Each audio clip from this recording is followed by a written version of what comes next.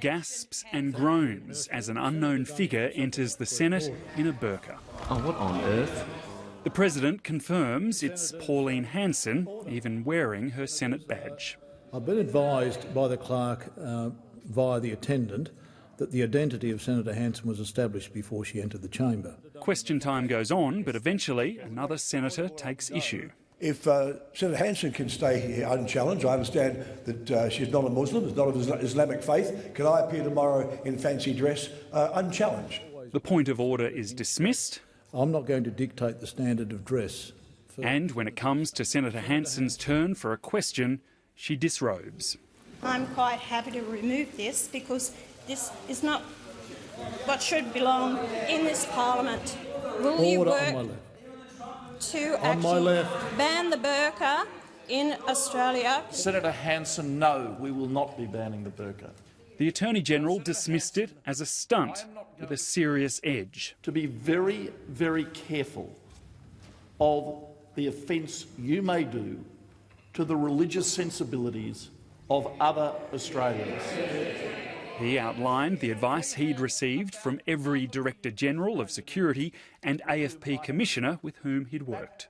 That it is vital for their intelligence and law enforcement work that they work cooperatively with the Muslim community, and to ridicule that community, to drive it into a corner, to mock its religious garments is an appalling thing to do, and I would ask you to reflect on what you have done. Order.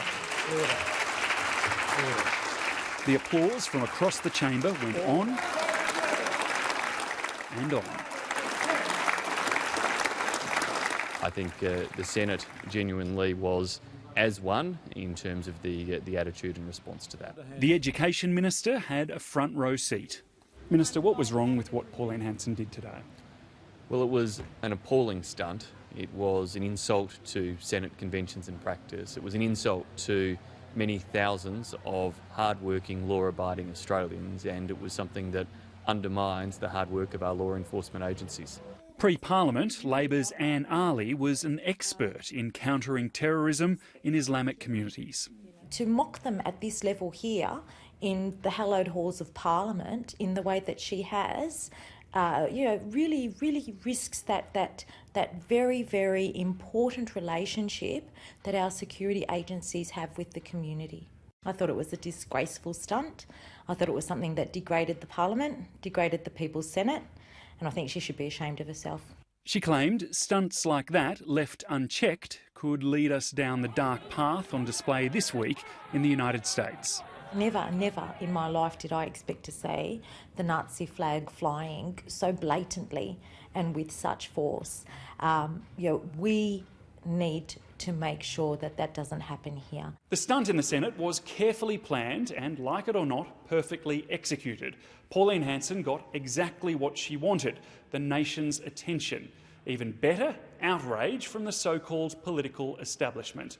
And even though many Australians will be equally furious if just 1 in 10 voters quietly approve, that's more than double the support One Nation received at the last election.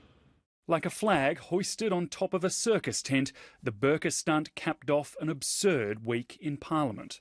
The drama, the international intrigue of NZ's Under the Bed with Barnaby Joyce. Talking about treachery and conspiracy theories with foreign powers. We're talking about New Zealand here. I mean, it was real Bozo territory. Some of the press gallery's most seasoned observers are struggling to recall anything like it. And the best I could do was that period when Tony Abbott was opposition leader and there was the minority government, and he and his colleagues would flee the House of Representatives, tumbling over each other whenever it looked like Craig Thomson might vote on an issue. I thought, you can't beat that. But then we have this week. It's basically the silliest week I've ever seen. It's not been a great week for democracy. Is democracy broken? I don't think it's broken. It's just occupied by human beings. Human beings who now go home to face their voters.